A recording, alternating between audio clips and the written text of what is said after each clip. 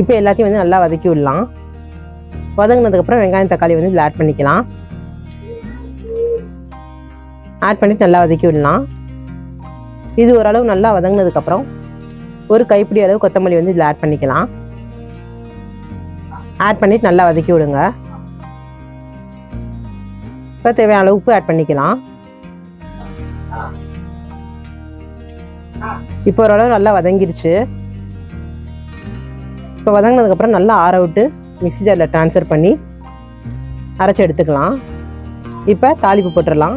இப்போ எண்ணெய் சூடானதும் கடுகு உளுந்த பருப்பு ஆட் பண்ணிவிட்டு கருவேப்பிலை ஆட் பண்ணிவிட்டு இந்த சட்னி வந்து இதில் ஆட் பண்ணி ஒரு 5 மினிட்ஸ்க்குள்ளே கொதிக்க விட்டு எடுத்துக்கலாம். இப்போ தண்ணி வந்து கழுவி ஆட் பண்ணிக்கலாம்.